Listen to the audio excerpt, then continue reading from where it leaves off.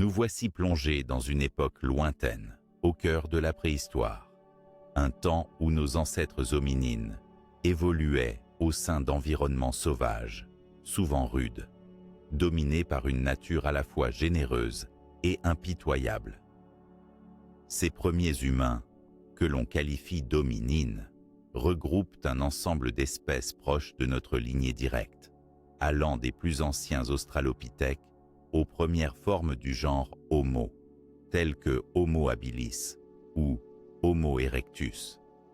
Ils ont peuplé la Terre pendant des millions d'années, principalement au cours du Pliopléistocène, une période caractérisée par des changements climatiques majeurs, influençant significativement la diversité des paysages, de la faune et donc de leur mode de vie. Pour comprendre pleinement les interactions qui se sont tissées entre ces hominines et leur environnement, il est primordial de dresser le portrait de ce dernier, dominant et impérieux. Les vastes savanes d'Afrique de l'Est, les forêts mixtes d'Eurasie, les marécages et les royaumes fluviaux accueillaient une faune abondante, dont les grands mammifères constituaient l'essentiel des ressources et des menaces. Parmi cette faune, certains prédateurs ont joué un rôle crucial, non seulement dans la régulation des populations animales, mais aussi en tant que menace directe aux hominines, influençant ainsi leur évolution biologique et comportementale. Les prédateurs de cette époque n'étaient pas de simples animaux sauvages. Ils étaient souvent des carnivores puissants, adaptés à la chasse et dotés d'armes naturelles impressionnantes. Leur sens aiguisé, leur capacité à traquer, à organiser des embuscades, à utiliser la force brute ou encore la rapidité faisaient d'eux des chasseurs redoutables. On pourrait citer, entre autres, les grands félins tels que les premiers lions fossiles ou les machérodontes, les fameux tigres à dents de sabre, les crocodiles géants qui peuplaient les fleuves et bassins d'eau douce, sans oublier d'anciens carnivores aujourd'hui disparus, comme certains hyènes terrestres, et des membres méconnus, mais tout aussi féroces du groupe des amphicyonidés, des carnivores, ressemblant à des ours-loups. Pour un hominine, vivre dans cet environnement signifiait naviguer constamment entre opportunités et dangers. Chasser ou cueillir sa nourriture impliquait de s'exposer à ses prédateurs. Se déplacer requérait vigilance et stratégie pour éviter les embuscades. Plus qu'une simple cohabitation, on peut parler d'un véritable bras de fer évolutif, où hominines et grands carnivores ont influencé mutuellement leur destinée. De ce combat discret, mais intense, résulte une histoire profondément gravée dans les traces fossiles que nous découvrons aujourd'hui. Dans ce contexte, il est important de noter que ces interactions n'étaient pas univoques. Si les hominines étaient à la fois proies, potentiels et compétiteurs pour la nourriture, notamment lorsqu'il s'agissait de charognes ou de petites proies, ils ont aussi fait preuve d'une capacité d'adaptation remarquable. Leur intelligence croissante, leur habilité à fabriquer et utiliser des outils, ainsi que le développement d'un comportement social plus coopératif, ont constitué des réponses évolutives essentielles face à la menace constante que représentaient ces prédateurs. Cette dynamique complexe est encore au cœur de nombreuses recherches aujourd'hui. Les fossiles racontent un récit, parfois fragmentaire, mais chaque os, chaque trace de morsure ou de fracture porte en elle la mémoire d'un affrontement entre un hominine et un prédateur.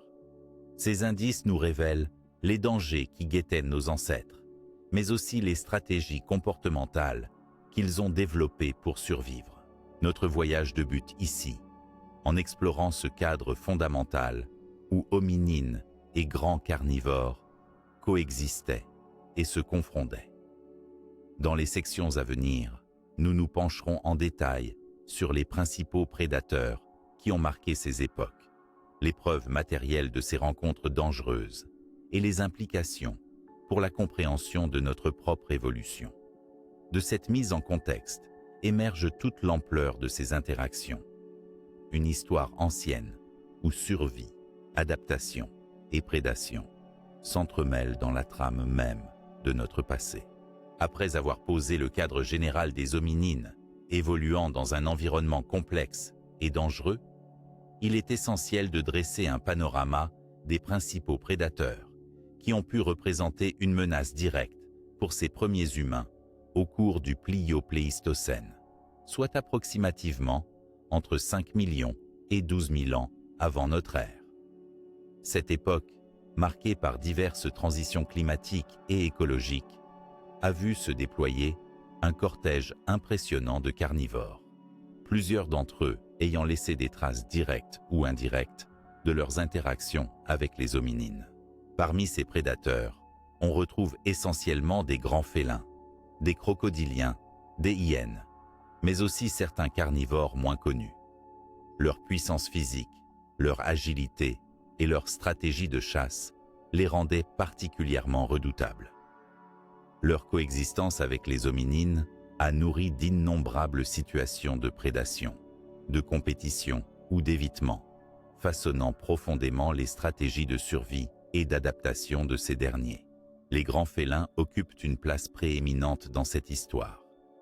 Le genre Panthera, ancêtre des lions et tigres modernes, était déjà bien présent durant cette période.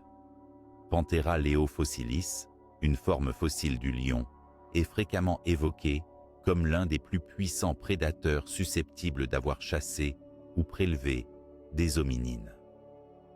Ces carnivores maîtrisaient l'art de la chasse dans des milieux variés, des savanes ouvertes aux zones boisées, exploitant leur force et leur agilité pour des attaques d'embuscade, souvent fatales. Parallèlement, les machérodontes, ou tigres à dents de sabre, notamment représentés par le genre Machairodus ou Homotherium, combinaient une puissance phénoménale à des dents spécialisées leur permettant de maîtriser d'assez grandes proies, hominines inclus, certainement, dans leur régime alimentaire opportuniste. Le groupe des félins dinélinéens, comme les Dinophélis, suggère également un rôle important dans la prédation. Ces félins de taille moyenne-grande présentaient des caractéristiques intermédiaires, avec des crocs assez longs, mais moins impressionnants que les machérodontes, ce qui laisse à penser qu'ils pouvaient s'attaquer à des proies plus variées, y compris des hominines surtout en situation de chasse opportuniste ou charognage. Les hyènes, notamment les Hyainailouros, constituent un autre groupe majeur. Contrairement à ce que leur réputation moderne pourrait laisser entendre, les hyènes fossiles étaient parfois des chasseurs actifs, et non seulement des charognards. Certaines espèces, beaucoup plus grandes et robustes que leurs cousines contemporaines, dominaient la chaîne trophique. Leurs mâchoires puissantes, capables de broyer même les os durs, laissent supposer qu'elles auraient pu s'en prendre au reste ou directement aux hominines dans certaines circonstances, accentuant la pression prédatrice dans certains environnements.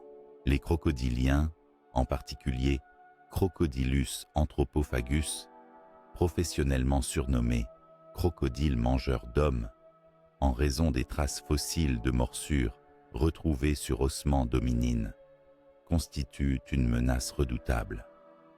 Présents principalement dans les écosystèmes aquatiques, ces reptiles géants saisissaient leur proie lors des occasions les plus propices, souvent près des points d'eau.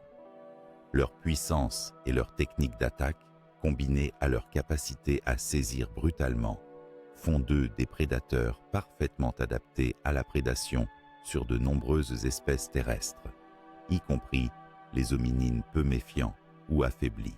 D'autres groupes carnivores, tels que les amphicyonidés, également appelés chiens-ours, ont constitué des prédateurs importants durant le Pléistocène. Ces animaux, de forte taille et dotés d'une musculature puissante, étaient en mesure d'attaquer et de maîtriser des proies variées. Bien que la preuve directe d'attaque sur hominines soit moins documentée, leur capacité et leur répartition impliquent qu'ils faisaient partie du casting des prédateurs menaçant les premiers humains. Enfin, il est nécessaire de souligner que plusieurs prédateurs possédaient des comportements opportunistes. Le régime alimentaire des grands carnivores n'était pas toujours strictement composé de proies vivantes. Le charognage jouait un rôle important dans leur subsistance. Cela signifie que même si les hominines n'étaient pas systématiquement pris comme proie principale, ils pouvaient être exposés aux attaques, notamment en cas de vulnérabilité ou à proximité de points d'eau ou de lieux de concentration animale. Cette diversité des prédateurs, avec des adaptations variées telles que la chasse en embuscade, l'attaque en groupe ou la rapide course en terrain ouvert, implique que les stratégies défensives des hominines devaient être elles aussi complexes et variables selon les milieux et la pression exercée.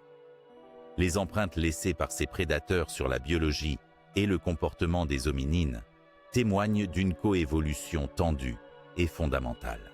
Dans ce panorama, il est fascinant d'observer comment certaines espèces ont appris à devenir des chasseurs spécialisés de grandes proies, tandis que d'autres adoptaient une approche plus opportuniste, voire charognarde. La multiplicité des espèces prédateurs au Plio-Pléistocène témoigne d'un monde préhistorique, riche en défis pour les hominines. Pour mieux comprendre ces interactions, il sera nécessaire d'approfondir les caractéristiques précises de ces espèces, leur morphologie, leurs armes naturelles, leur comportement de chasse, ainsi que les preuves fossiles attestant leurs attaques sur hominines. Ces aspects seront abordés dans les sections suivantes, où nous explorerons plus en détail les espèces emblématiques telles que Panthera leofossilis, Dinophelis, Iainailurus, Crocodylus anthropophagus et Machairodus, afin de mieux saisir le rôle précis qu'elles ont joué au cours de notre histoire ancienne. Cette étude contribuera à dévoiler le tableau complexe et dynamique des relations entre proies et prédateurs préhistoriques et leurs conséquences sur l'évolution humaine. Poursuivons notre exploration en nous penchant dès maintenant sur une sélection d'espèces emblématiques, véritables figures majeures de la prédation sur les hominines durant le Plio-Pléistocène. Chacune d'elles, par leur morphologie, leur comportement et leurs adaptations spécifiques, a marqué de son empreinte cette période cruciale de l'évolution humaine. Nous parlerons successivement de Panthera leofossilis, Dinophelis, Iainailurus, Crocodylus anthropophagus et Machairodus, des prédateurs au profil très divers qui ont eux aussi cohabité et souvent rivalisé avec nos ancêtres. Pour commencer, évoquons Panthera leofossilis, un lion primitif ancêtre du lion moderne, que l'on suppose apparaître il y a environ 700 000 ans. Son nom, fossilis, traduit bien la nature des restes qui nous permettent d'en apprendre davantage, notamment découverts dans des sites africains et eurasiens. Panthera leofossilis se distingue par une taille imposante, légèrement moindre que celle du lion contemporain, mais néanmoins efficace pour chasser de grandes proies. Sa puissante morphologie, avec de robustes mâchoires et des griffes acérées, lui permettait d'être un redoutable prédateur en embuscade. Les spécialistes pensent que ce lion ancien pouvait s'attaquer aux hominines, notamment les individus isolés ou affaiblis, utilisant sans doute des tactiques similaires à celles de ses descendants actuels, notamment en terrain ouvert, comme la savane. Ce lion fossile apparaît donc comme un acteur clé dans le réseau trophique, menaçant régulièrement les groupes humains. Passons ensuite à Dinophelis, un genre de félin qui se détache par une certaine originalité. Appartenant à la famille des félins Machairodontes, Dinophelis était de taille moyenne à grande, plus discret et agile que Panthera leofossilis. Ses dents, bien que longues comme celles des tigres à dents de sabre, étaient plus adaptées à mordre et à saisir des proies relativement rapides et agiles.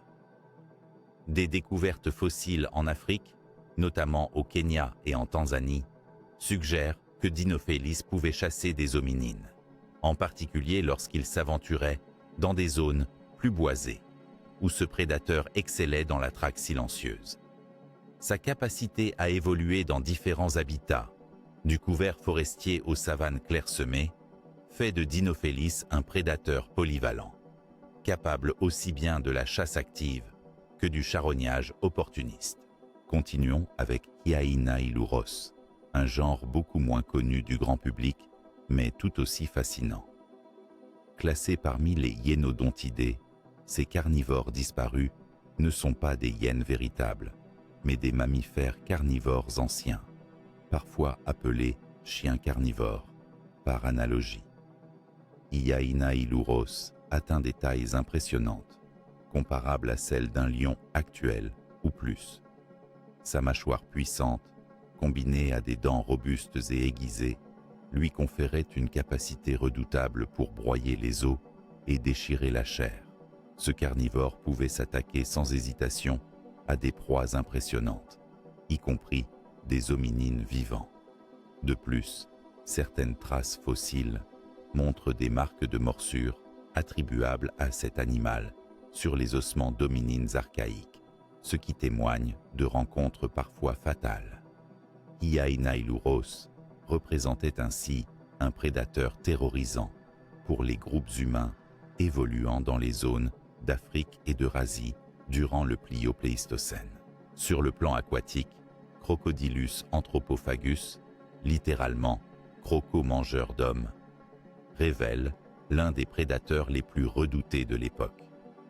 Ces fossiles, découverts principalement dans la région de Tanzanie, mettent en lumière un crocodile colossal, bien plus grand et puissant que les représentants actuels de son genre.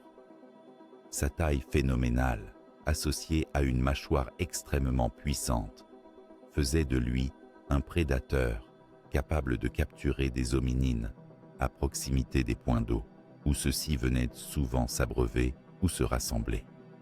La présence de marques de morsures sur des ossements humains anciens atteste sans équivoque des attaques de ce crocodile géant.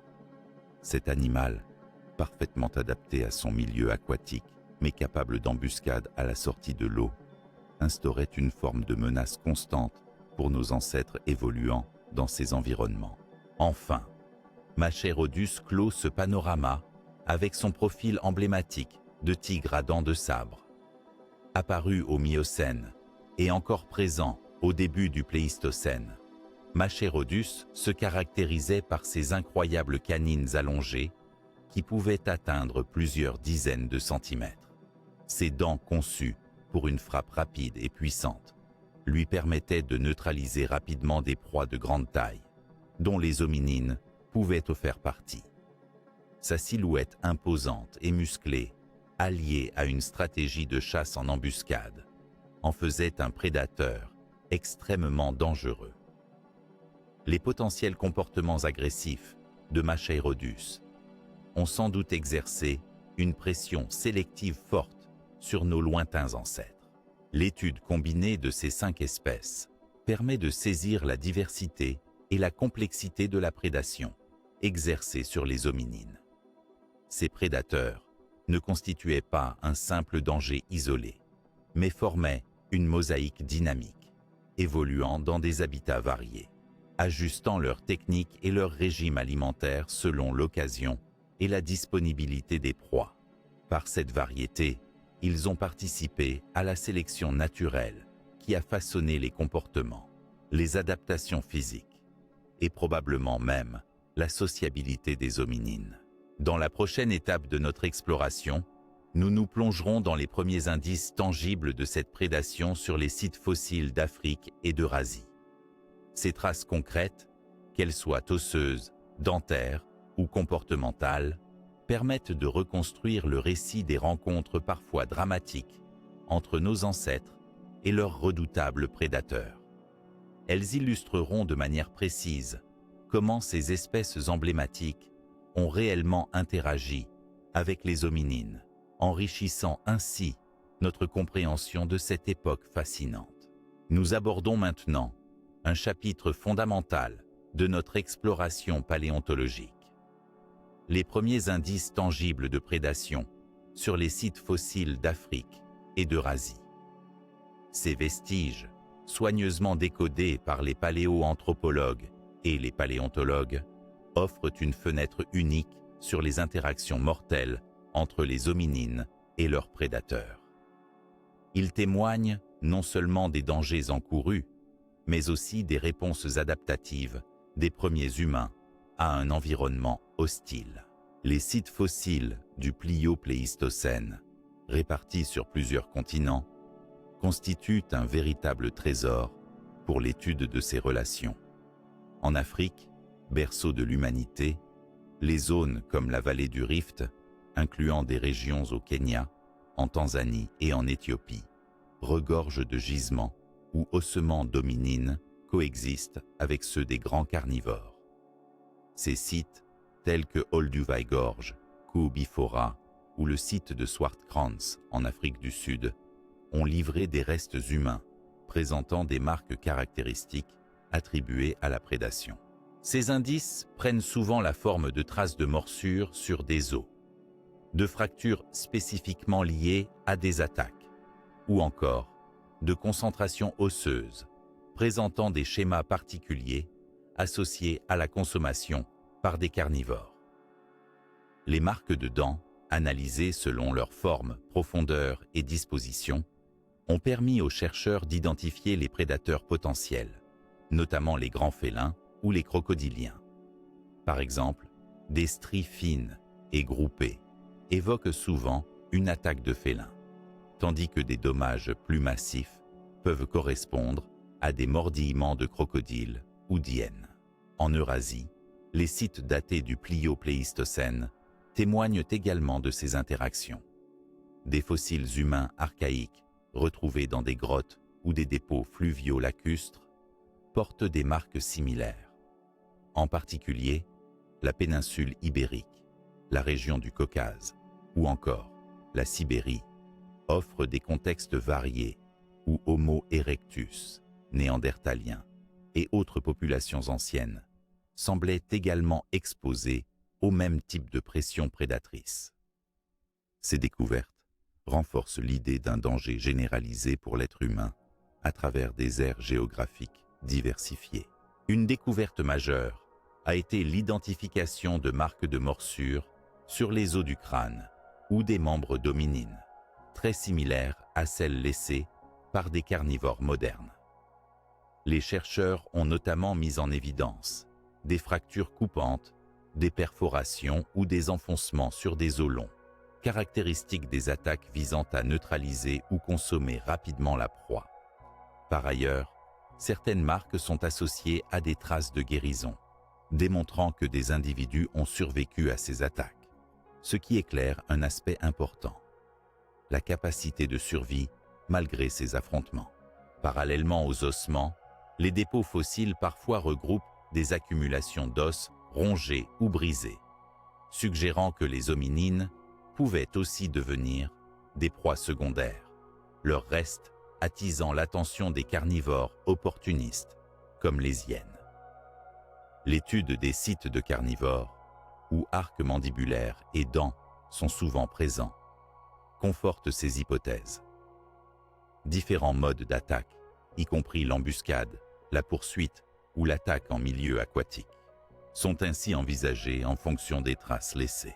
La précision de ces analyses s'appuie sur des techniques modernes, telles que la tomographie informatique, les microscopes électroniques à balayage, ou encore la modélisation 3D, permettant de distinguer nettement les marques naturelles des traces anthropiques ou taphonomiques.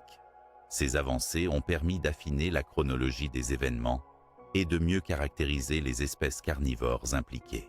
En résumé, ces premiers indices fossiles révèlent que la prédation sur hominines était un phénomène ancien, récurrent et largement répandu à travers différents milieux et continents. Ces preuves sont cruciales pour comprendre les pressions évolutives exercées par les prédateurs, qui ont probablement favorisé le développement de comportements de fuite, d'alerte ou de coopération sociale chez nos ancêtres. Dans la continuité de cette investigation, la prochaine étape consistera à étudier plus en détail ces fameuses traces de morsure. Quelles méthodologies permettent aujourd'hui leur détection et comment les interpréter correctement. Une plongée qui nous permettra d'approcher au plus près l'histoire de ces confrontations mortelles pour mieux saisir l'impact de la prédation sur la survie et l'évolution des hominines. À présent, nous allons entrer dans le vif du sujet en explorant l'analyse méticuleuse des fameuses traces de morsure retrouvées sur des ossements d'hominines. Ces marques, souvent discrètes mais extrêmement parlantes, constituent des preuves précieuses pour comprendre la nature des interactions entre les premiers humains et leurs redoutables prédateurs.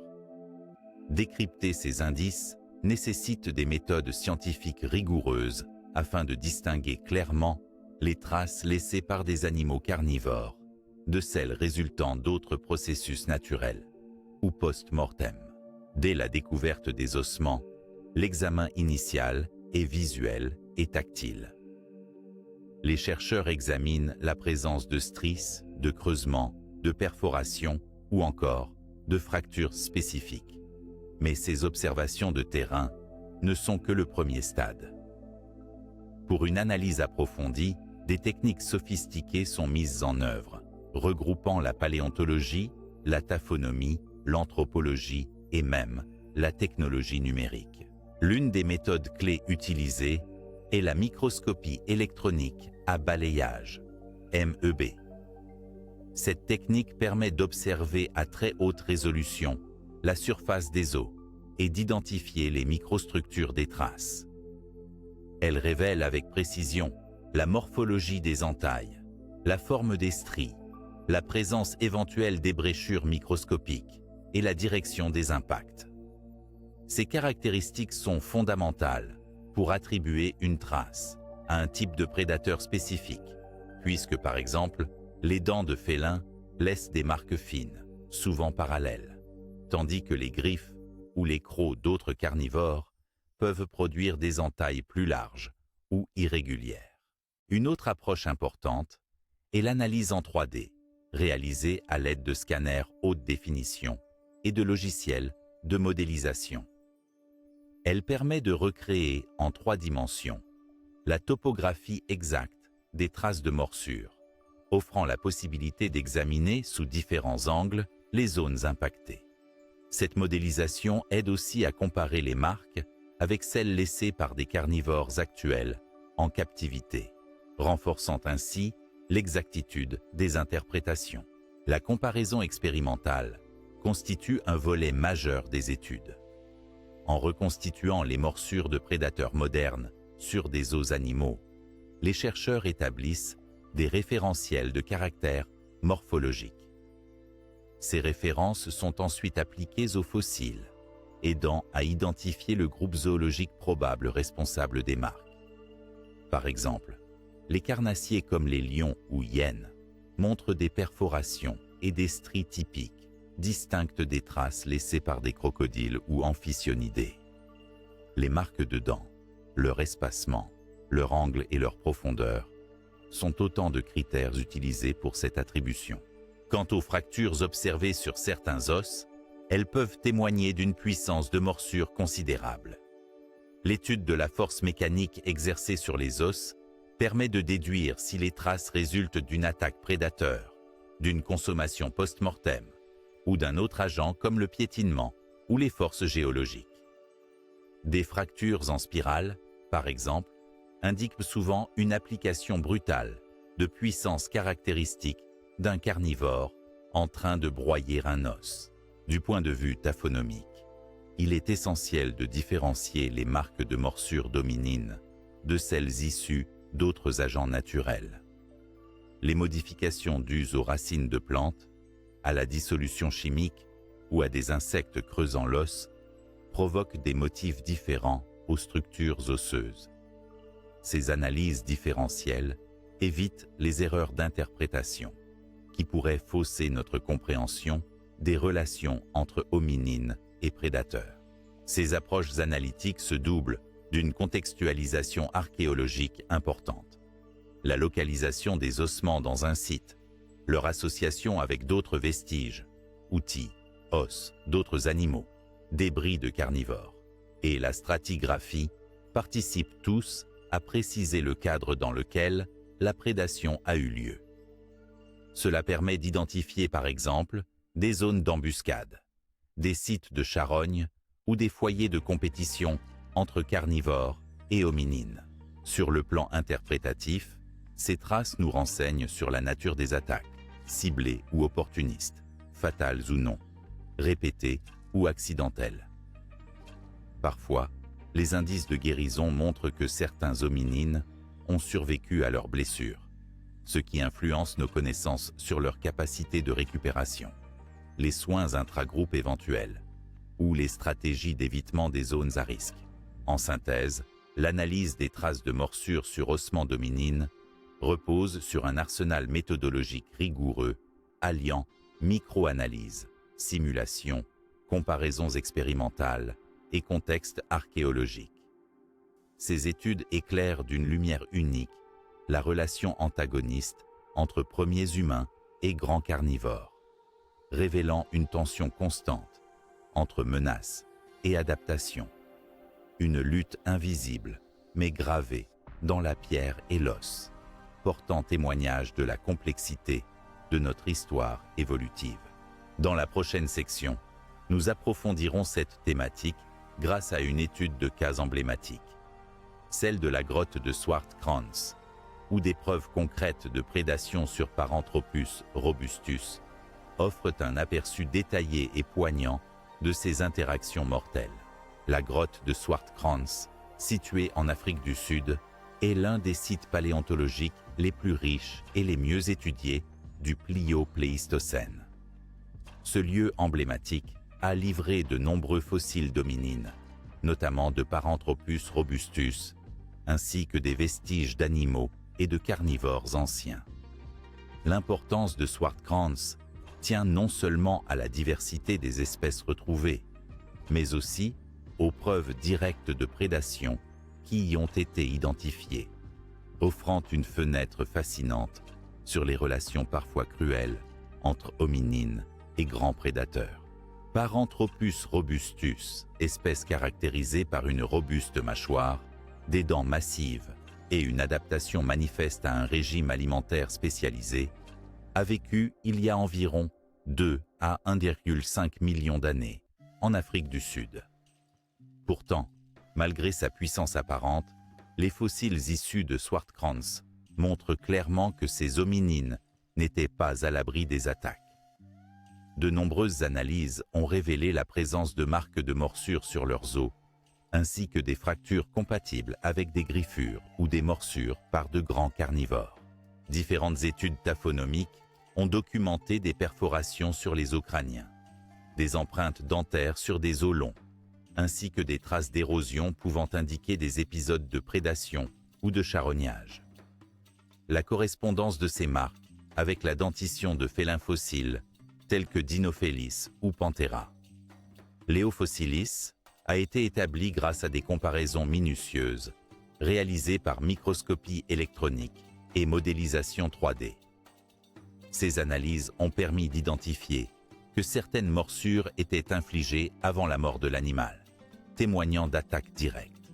Un élément particulièrement intéressant est la fréquence des fractures sur les os des membres inférieurs, suggérant que les prédateurs ciblaient les jambes, une stratégie efficace pour immobiliser et capturer la proie.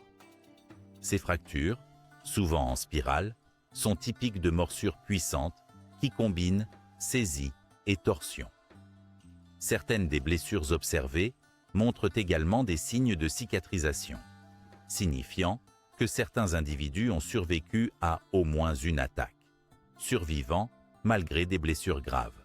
En outre, les dépôts osseux de Swartkrans présentent une accumulation de dents et d'os de carnivores, notamment d'hyènes fossiles, ce qui suggère également un conflit entre diverses espèces de prédateurs et la compétition intense autour des carcasses, parfois au détriment des hominines. Cette accumulation de données soutient l'hypothèse selon laquelle Paranthropus robustus était une proie régulière dans cet environnement, ce qui a sans doute influencé son comportement, sa mobilité et son organisation sociale.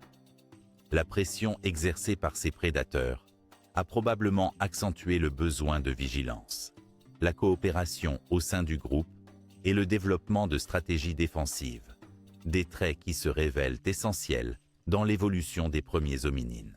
L'importance de Swartkrans dans ce contexte est d'autant plus grande qu'elle illustre concrètement les interactions entre proies et prédateurs, non pas sur la base d'hypothèses, mais grâce à des preuves fossiles, tangibles et scientifiquement analysées. Ce site montre aussi comment la paléontologie moderne, en combinant différentes disciplines, peut révéler des aspects méconnus de notre passé commun. Ainsi, cette étude de cas ouvre la voie à une compréhension plus fine de la dynamique des écosystèmes anciens, où les hominines, malgré leur intelligence émergente, devaient composer avec une faune carnivore redoutable.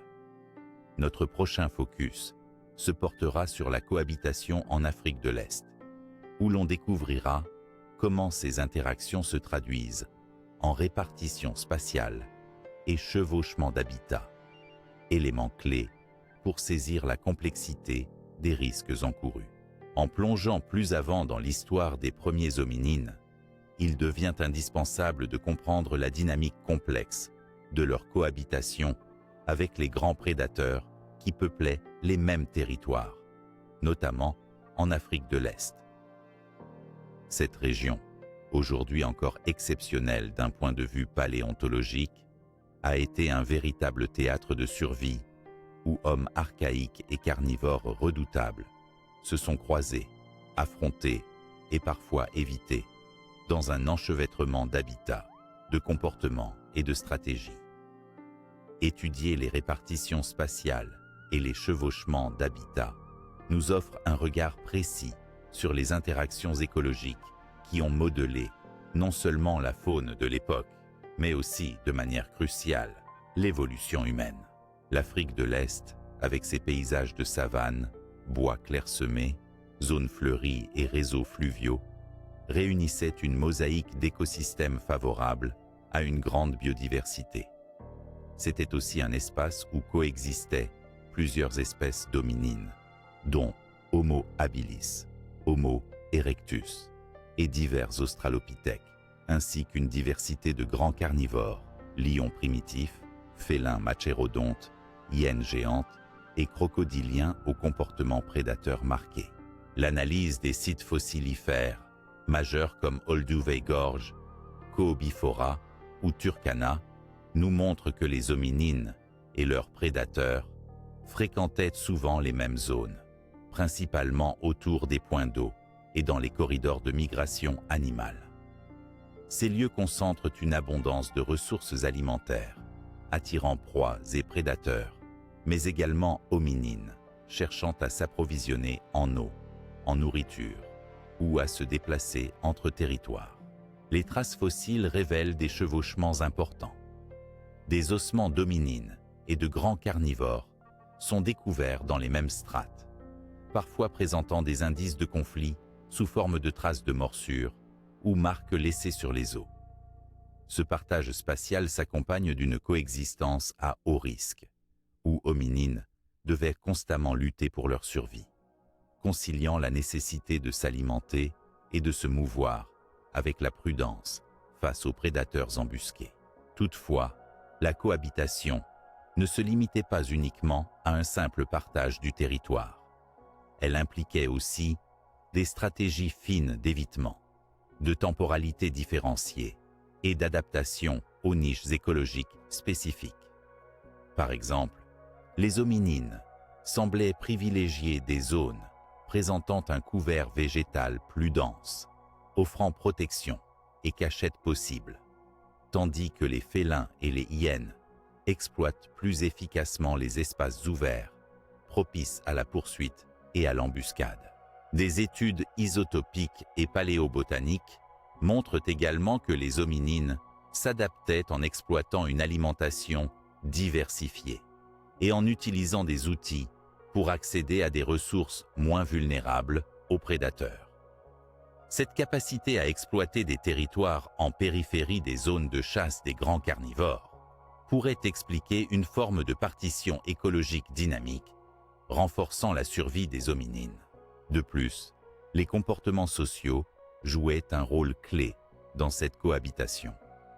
Le regroupement en petits groupes ou bandes pouvait offrir une meilleure vigilance contre les embuscades, améliorant ainsi la détection précoce des prédateurs.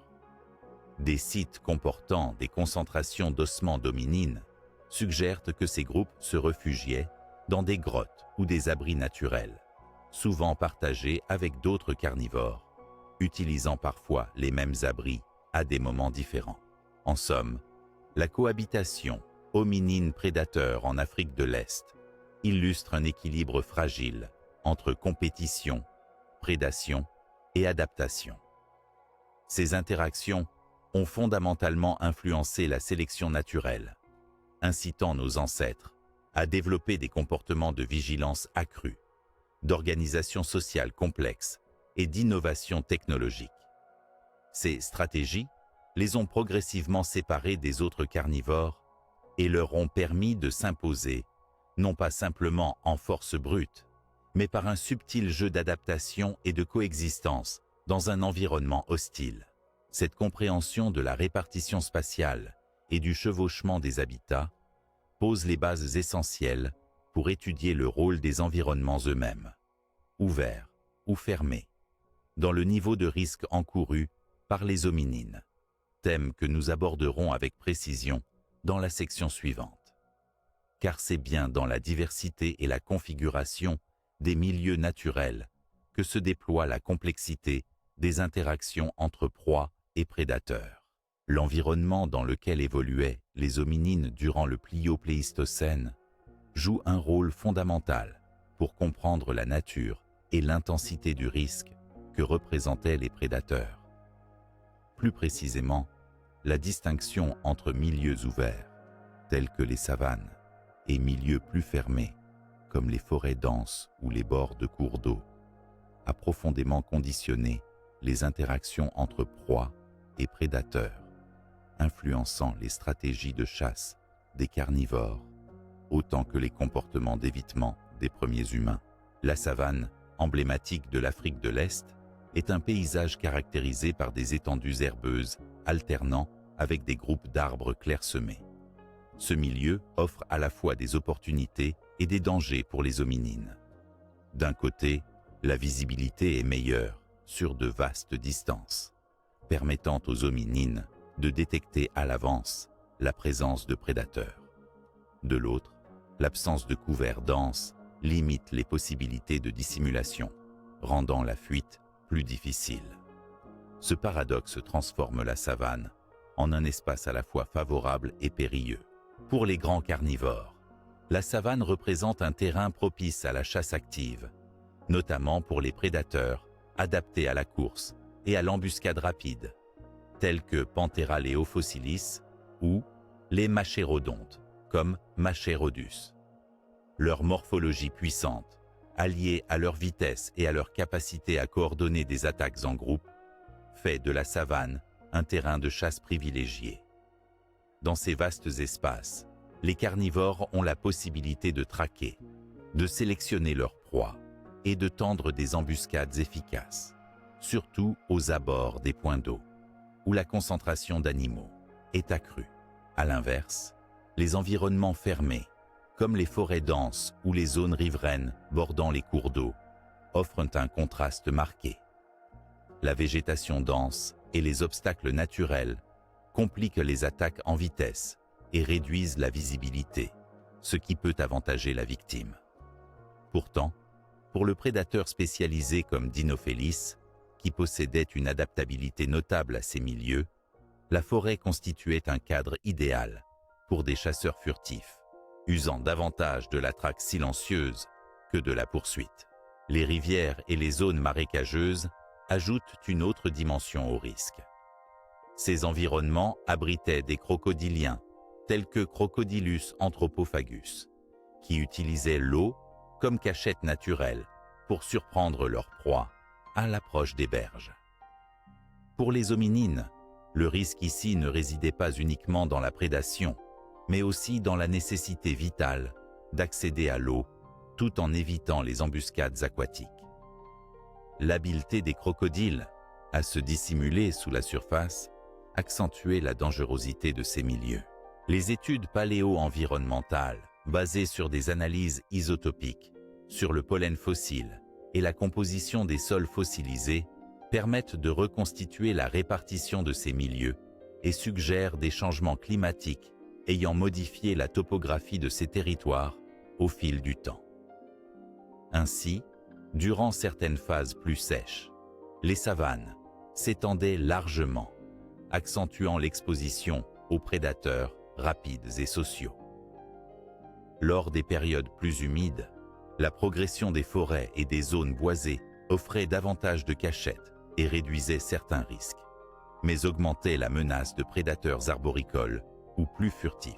Ces variations environnementales ont donc contribué à une mosaïque complexe de niveaux de risque, où les hominines devaient constamment ajuster leur comportement, choisir prudemment leurs itinéraires, adapter leurs stratégies alimentaires et développer des systèmes de vigilance et de communication au sein du groupe.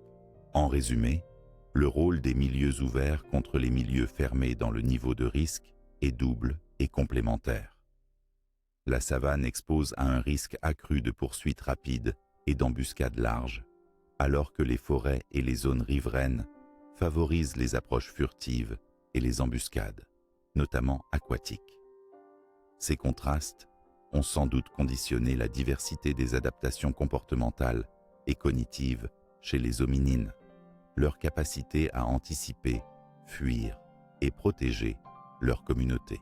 Cette compréhension ouvre naturellement la voie vers l'étude plus approfondie des armes naturelles des prédateurs elles-mêmes, dents, griffes, puissance, et leur adaptation spécifique à la chasse sur hominines, une thématique que nous aborderons dans la prochaine section, avant d'examiner plus en détail l'impact de la taille corporelle des principaux prédateurs sur leur stratégie de chasse.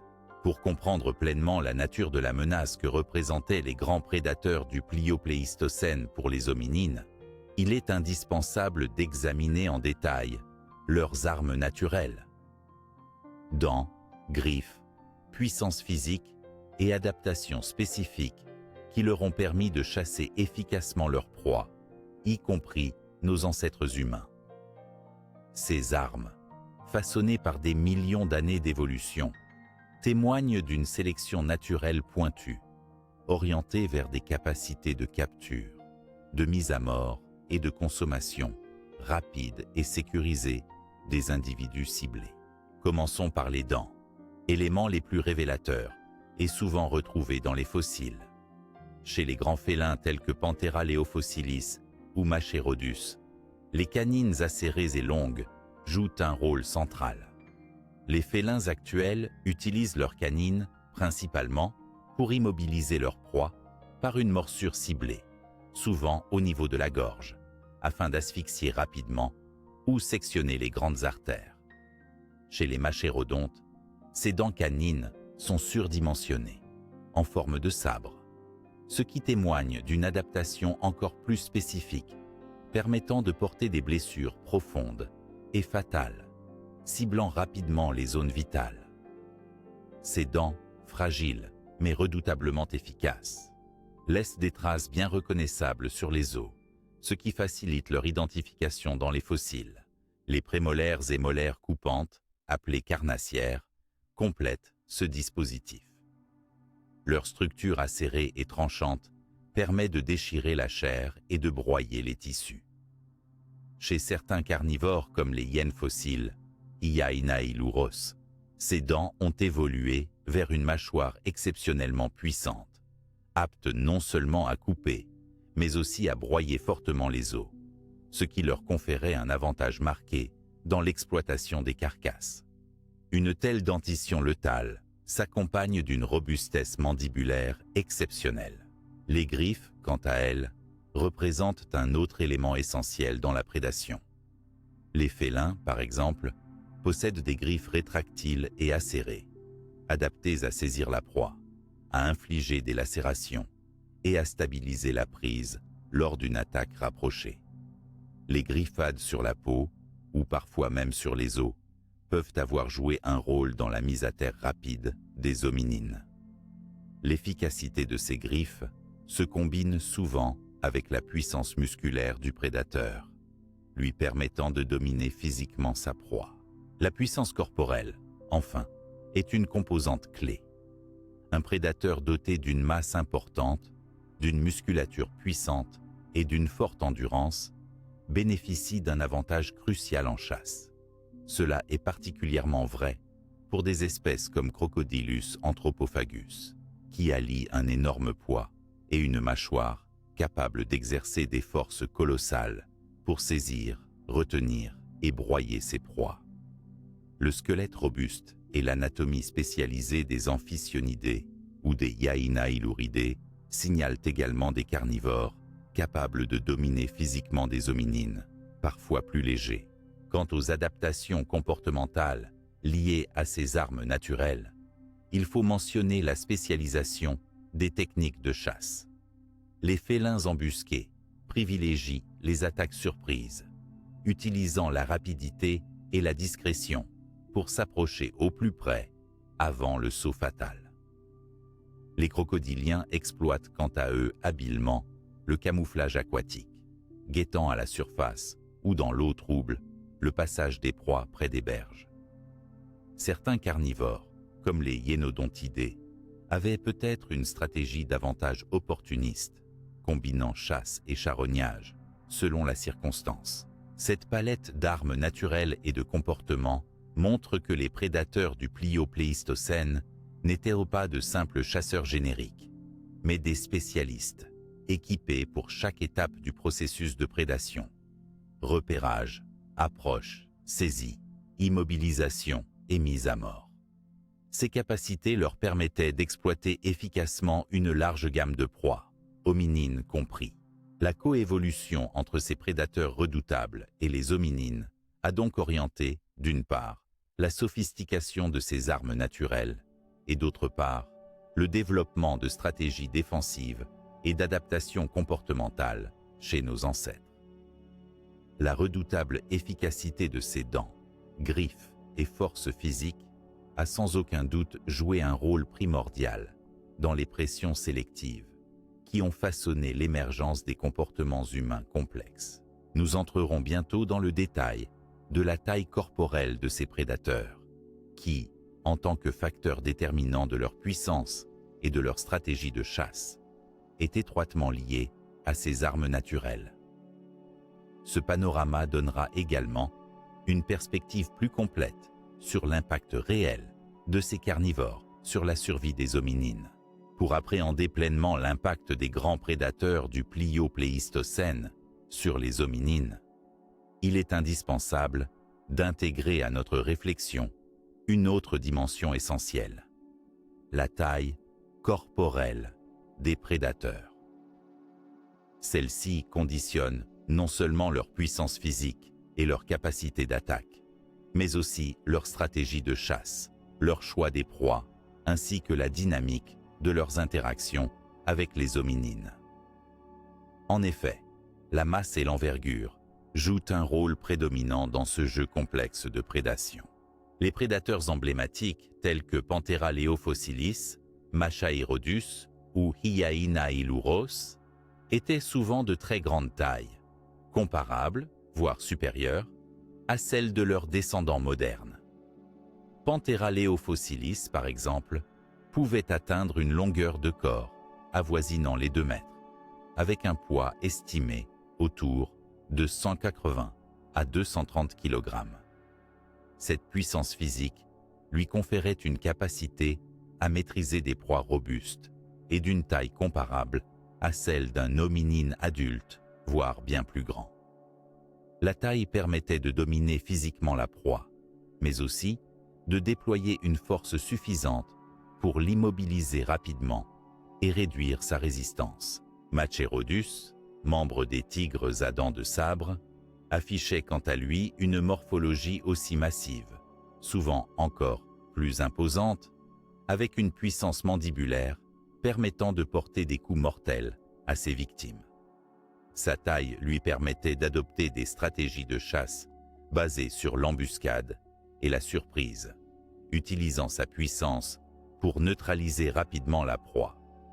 Cette capacité était cruciale quand il s'agissait d'attaquer des hominines, qui, bien que plus agiles et intelligents, restaient vulnérables face à une force brute adaptée. Hiaïnaïlouros, Hiaénodon de grande taille, rivalisait aussi avec ces grands félins.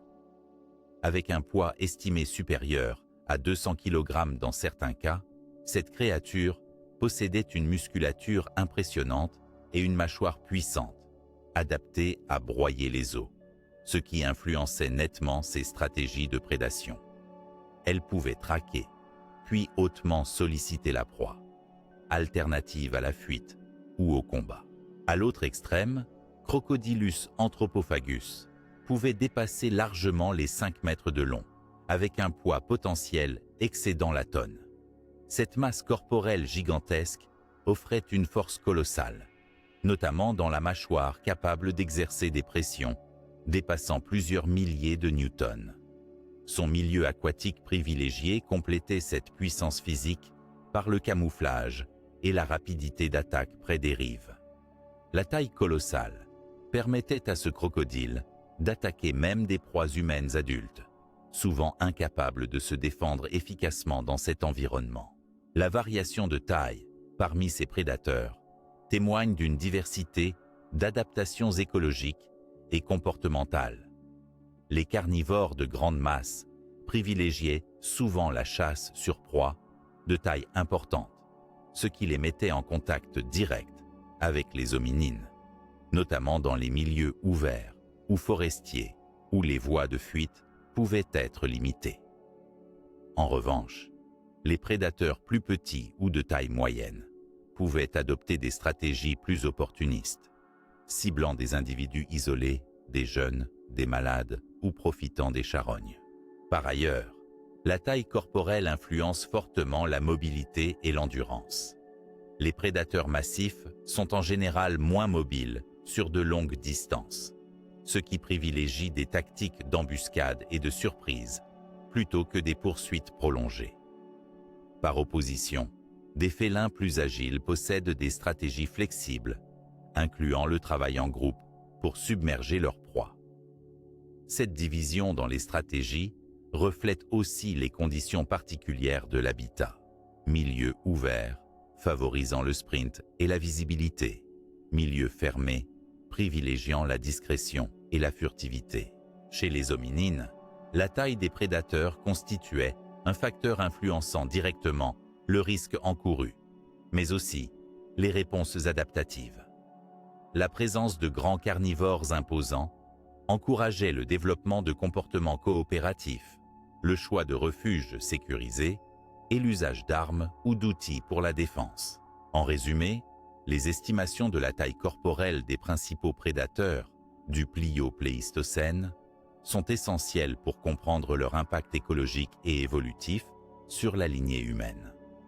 Une masse importante, combinée à des armes naturelles affûtées, traduisait un potentiel élevé de danger, structurant la sélection naturelle et la dynamique des populations humaines anciennes. Dans la suite de notre exploration, nous aborderons les reconstructions paléontologiques des attaques elles-mêmes.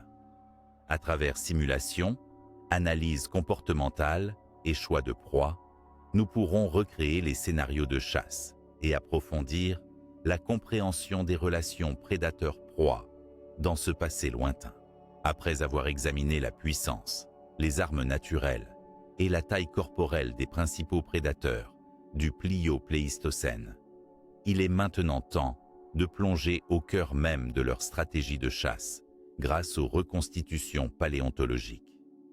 Ces reconstitutions, mêlant analyse scientifique, modélisation tridimensionnelle et simulations informatiques, permettent de reconstruire avec une remarquable précision les scènes d'attaque, les comportements de chasse et même les préférences alimentaires de ces prédateurs envers des proies telles que les hominines. L'une des premières méthodes utilisées dans ces reconstitutions s'appuie sur la biomécanique. En étudiant la morphologie des ossements fossiles, des dents et des muscles associés, les chercheurs peuvent estimer la force de morsure, la vitesse de course ou encore le type de mouvement possible chez ces animaux. Par exemple, en modélisant la mâchoire d'un Machairodus, les scientifiques ont pu déterminer que ses dents à sabre étaient parfaitement adaptées pour infliger des blessures profondes mais précises, ciblant souvent les zones vitales, contrairement aux morsures plus puissantes mais moins ciblées des lions modernes. Les simulations informatiques, notamment en dynamique des fluides ou en mécanique des impacts, ont permis d'étudier la manière dont un prédateur pouvait saisir, immobiliser et neutraliser une proie aussi agile qu'un hominine. Par exemple, les modèles de comportement ont suggéré qu'un Panthera leo fossilis, avec sa puissance mais aussi sa relative rapidité, aurait combiné de la chasse en embuscade à une poursuite de courte durée, visant particulièrement les membres inférieurs pour diminuer les chances de fuite. Au-delà de la simple morphologie, les reconstitutions prennent aussi en compte le contexte écologique. En modélisant les terrains, savanes ouvertes ou zones forestières et les points d'eau, il est possible de simuler les lieux privilégiés des attaques.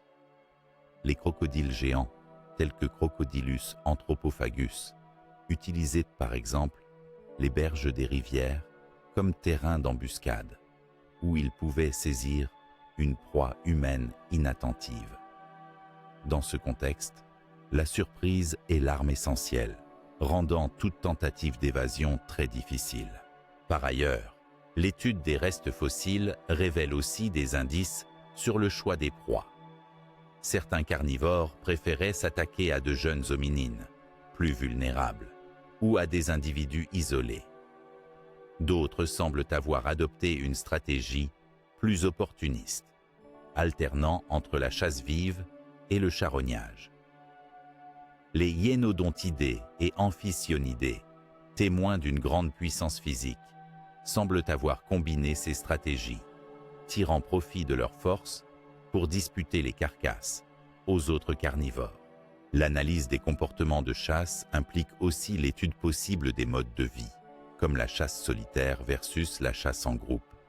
Si certaines espèces semblaient en privilégier l'embuscade solitaire, d'autres comme Panthera leo fossilis pourraient avoir employé des tactiques sociales, augmentant leurs chances de succès pour capturer des proies rapides et résistantes, telles que les hominines. Enfin, il est intéressant de noter que ces reconstitutions ne se basent pas uniquement sur l'observation statique, mais intègrent aussi les traces fossiles d'interaction, traces de morsures, fractures osseuses ou même indices de guérison. Ces éléments témoignent des échanges dynamiques, parfois répétés, entre prédateurs et proies, lesquels allaient bien au-delà d'attaques isolées. En résumé, les reconstitutions paléontologiques, par un croisement rigoureux entre morphologie, biomécanique, écologie et comportement, donnent vie à ces prédateurs disparus, révélant avec précision leurs méthodes d'attaque et d'adaptation spécifiques à la chasse sur hominines. Elles permettent ainsi d'éclairer l'histoire de ce bras de fer ancestral et contribuent de manière essentielle à notre compréhension des défis que nos ancêtres ont dû affronter. Nous poursuivrons cette exploration en nous intéressant aux spécificités comportementales des prédateurs, notamment la chasse en solitaire ou en groupe, et les techniques d'embuscade au point d'eau, facteurs déterminants dans le succès ou l'échec des attaques. Les comportements de chasse des grands prédateurs du Plio-Pléistocène étaient variés et s'adaptaient finement aux conditions écologiques et aux proies disponibles, y compris les hominines.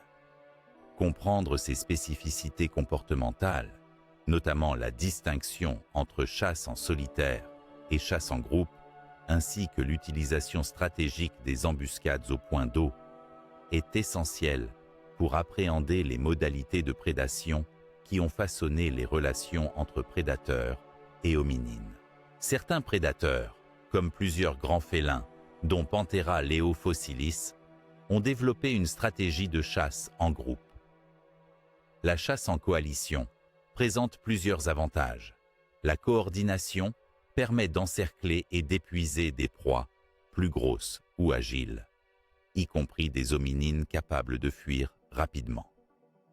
Ce mode de chasse favorise la prise de proie chez des carnivores qui, seuls, auraient davantage de difficultés à maîtriser des adversaires humains, possédant une intelligence et une mobilité supérieures à bien d'autres herbivores. Les lions modernes en fournissent une illustration célèbre, avec une répartition des rôles tactiques, alternant embuscade, poursuite et attaque collective. Sur la base des fossiles et des analogies comportementales, il est plausible que Panthera leo-fossilis et peut-être certains machérodontes pratiquaient déjà ces modes de chasse sociale. En revanche, d'autres prédateurs opéraient plutôt seuls, privilégiant la furtivité et la rapidité. Dinophélis, dont le corps était plus adapté à la chasse en milieu forestier et entre les broussailles, semble avoir adopté une chasse en solitaire. Sa méthode se fondait sur l'embuscade silencieuse, l'approche discrète et l'assaut soudain. Cette technique est particulièrement efficace dans des environnements fermés, où la visibilité est réduite et l'élément de surprise peut décider de la réussite ou de l'échec de la chasse. La chasse solitaire est alors accompagnée d'une grande agilité, la capacité à se glisser furtivement au plus près de la proie. Que la chasse soit solitaire ou en groupe, l'embuscade au point d'eau constitue une tactique privilégiée. Ces zones, points de convergence pour de nombreuses espèces en quête d'hydratation, deviennent naturellement des lieux à haut risque pour les hominines. Les prédateurs savent exploiter cette fréquentation régulière pour préparer des attaques brutales et souvent mortelles, profitant de la concentration et de la vulnérabilité des proies qui doivent s'abreuver. Crocodylus anthropophagus illustre parfaitement ce type de chasse. Dissimulé dans l'eau, il guette sa victime et intervient avec une puissance foudroyante. Les félins, eux aussi, qu'ils chassent en groupe ou seuls, attendent parfois le long des rivières ou mares pour surprendre leur cible. Dans certains cas, la stratégie consiste à créer une perturbation, telle qu'une embuscade induite par la coordination entre plusieurs prédateurs, pour contraindre la proie à se diriger vers un lieu où elle sera plus vulnérable ou plus facile à capturer. Les abords des cours d'eau, terrains glissants ou encombrés, réduisent la capacité d'évasion des hominines et favorisent les prédateurs experts dans la manipulation du terrain. La chasse en groupe peut aussi évoluer vers des stratégies complexes de harcèlement, où certains membres encerclent les proies, tandis que d'autres interceptent les voies de fuite. Cette sophistication comportementale suppose un certain niveau d'intelligence sociale, ainsi qu'une communication efficace, offrant des pistes d'études quant à l'évolution cognitive des grands félins fossiles. En revanche, la chasse solitaire privilégie souvent la discrétion et l'économie d'énergie, s'appuyant sur la qualité de l'observation et la rapidité d'exécution. Ces prédateurs ciblent probablement des proies isolées plutôt que des groupes entiers, réduisant ainsi les risques de blessures. Cette différence éclaire les stratégies de survie adoptées par les hominines, qui, connaissant ces modes d'attaque, ont pu développer des comportements défensifs adaptés, comme le déplacement en groupe ou le choix d'abris protégés. Ainsi, la diversité comportementale dans les modes de chasse révèle une véritable mosaïque adaptative chez les prédateurs du Plio-Pléistocène. Ces stratégies ont contribué à façonner l'équilibre entre la pression prédatrice et les réponses évolutives des hominines, amenant à une coévolution dynamique entre chasseurs et proies. Cette étude des spécificités comportementales ouvre naturellement la voie vers l'analyse des évolutions du comportement protecteur des hominines, thème que nous aborderons dans la section suivante, où seront discutés vigilance, regroupement et usage d'outils comme réponse face à la menace constante des prédateurs. L'évolution du comportement des hominines face à la menace constante que représentaient les grands prédateurs du Plio-Pléistocène constitue un chapitre majeur de notre compréhension de l'histoire humaine. Cette pression prédatrice a façonné non seulement la physiologie, mais aussi les stratégies sociales, cognitives et culturelles de nos ancêtres, les poussant à développer des mécanismes de survie sophistiqués tels que la vigilance accrue, le regroupement social protecteur et surtout l'usage d'outils comme moyen de défense et de dissuasion. La vigilance, première ligne de défense contre les prédateurs, s'est très probablement affinée au fil du temps. Vivre dans un environnement où la menace est omniprésente impose une attention constante à l'environnement, avec la capacité de détecter rapidement des signes subtils de danger. Cette attention sélective, amplifiée par le développement des sens et des capacités cognitives, aurait conféré un avantage décisif aux groupes humains préhistoriques. Les hominines ont ainsi pu anticiper l'approche des prédateurs, identifier les milieux à risque et modifier leurs déplacements en conséquence. Cet état d'alerte permanente a très vraisemblablement renforcé les mécanismes neurologiques liés à la perception, la mémoire spatiale et la communication des dangers. Parallèlement, le regroupement social apparaît comme une réponse comportementale cruciale face à la prédation. Se déplacer en groupe offre plusieurs avantages. Augmentation du nombre d'yeux vigilants, possibilité de défendre collectivement les membres faibles ou blessés et une dissuasion naturelle contre les attaques en raison de la force numérique. Les données archéologiques suggèrent que ces regroupements, allant du groupe familial élargi aux bandes plus importantes, ont favorisé la coopération et la cohésion sociale. En effet, la survie n'était plus le fait d'individus isolés, mais d'un collectif baptisé par l'entraide et la coordination. Le regroupement a également permis de mieux protéger les ressources alimentaires et les abris, éléments essentiels pour la continuité du groupe. Un tournant majeur réside dans l'utilisation d'outils qui a placé les hominines sur une trajectoire évolutive particulière. L'usage d'outils a d'abord été un moyen d'optimiser la chasse et la collecte de nourriture, mais très vite, il s'est avéré être un outil de défense contre les prédateurs. La fabrication et la manipulation d'armes telles que des pierres tranchantes, des bâtons ou des projectiles ont permis aux hominines de menacer leurs agresseurs, de créer une distance de sécurité et de développer des tactiques défensives. Ces innovations technologiques, couplées à une meilleure capacité de planification et de transmission de savoir-faire au sein des groupes, ont radicalement changé les rapports de force.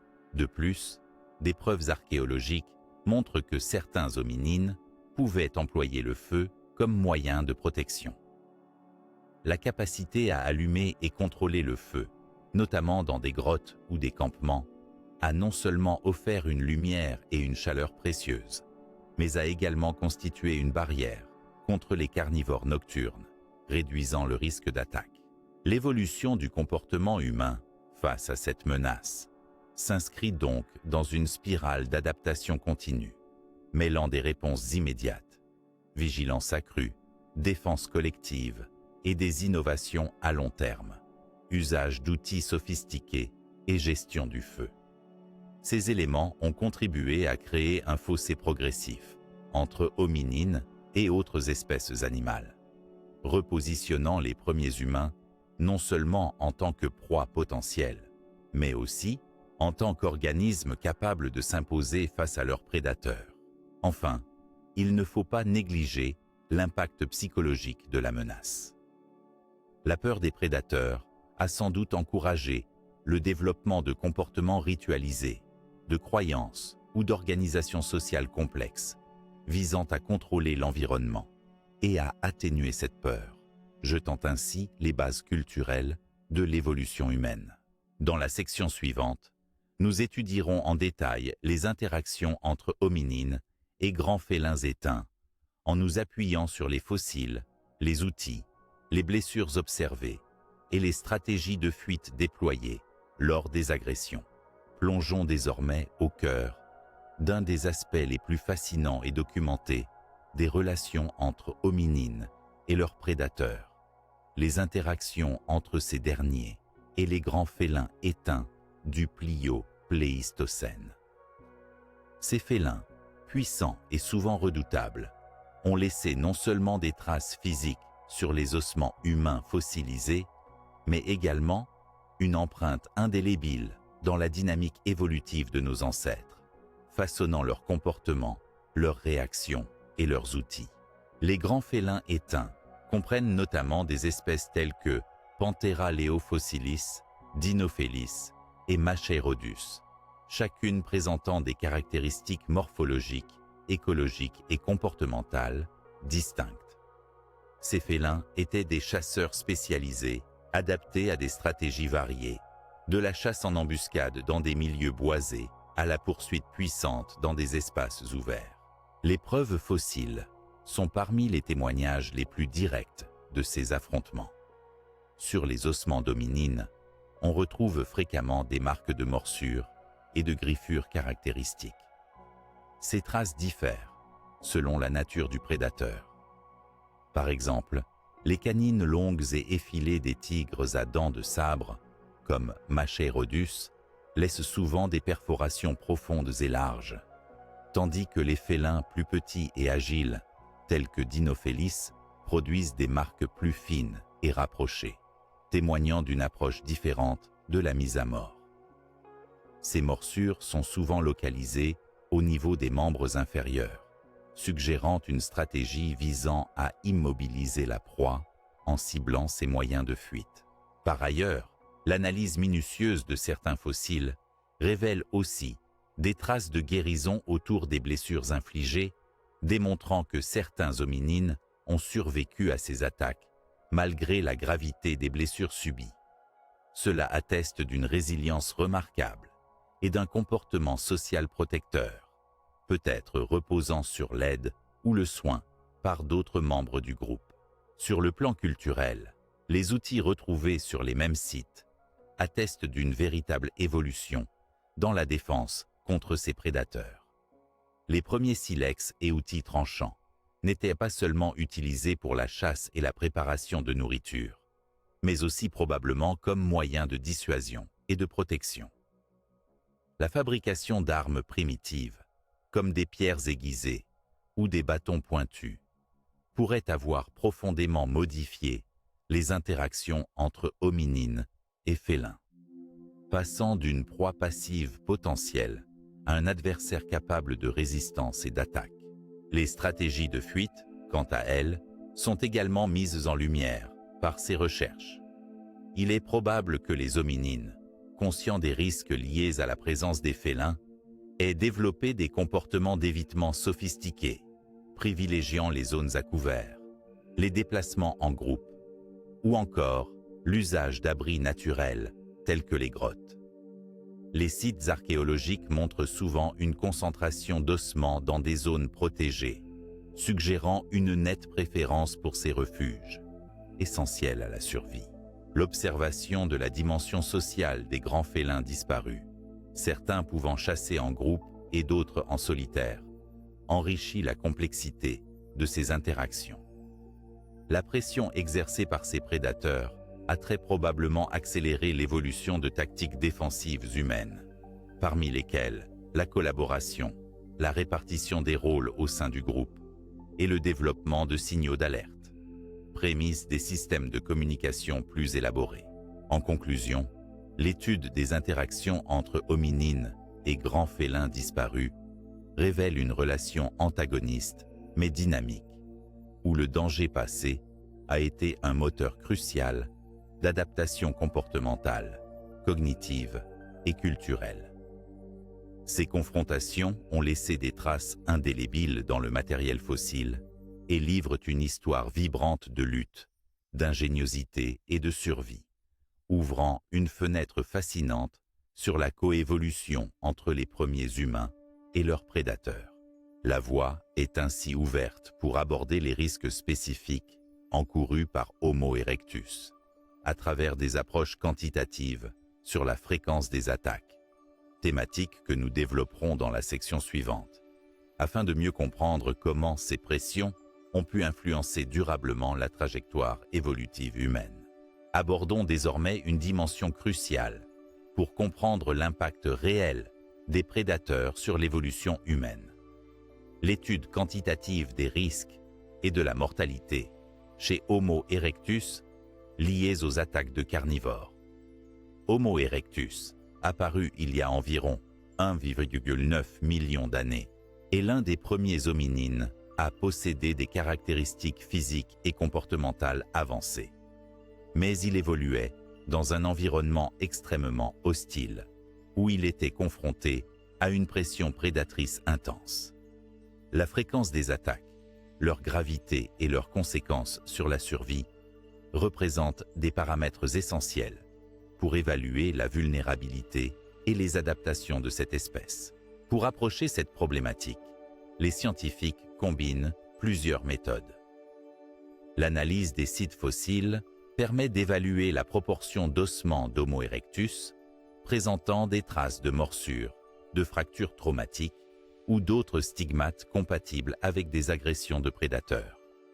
Ces marques, couplées à des indices chronologiques, établissent une fréquence minimale d'attaque sur les populations étudiées. Par exemple, dans des sites majeurs comme Dmanisi, Kobifora ou la grotte de Swartkrans, une part non négligeable des fossiles d'Homo erectus porte de telles traces, indiquant une exposition régulière à une prédation directe.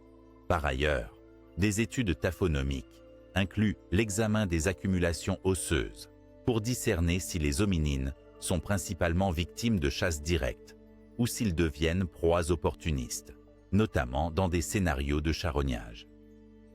Le rapport entre ossements isolés et concentration permet de modéliser la fréquence des rencontres fatales entre Homo erectus et ses prédateurs naturels.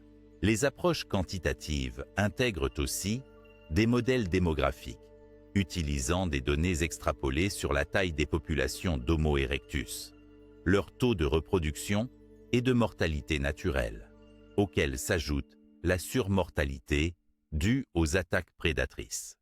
Ces modèles permettent d'estimer quel pourcentage de la mortalité totale peut être attribué à la prédation, ainsi que la pression sélective que ces attaques exerçaient sur la survie et la reproduction.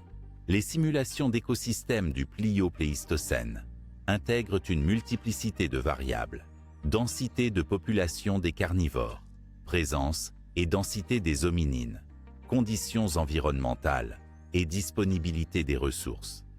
En combinant ces paramètres, il est possible d'évaluer la probabilité moyenne d'attaque pour Homo erectus, ajustée selon les habitats, savanes, zones boisées, et les saisonnalités influençant le comportement des prédateurs et des proies.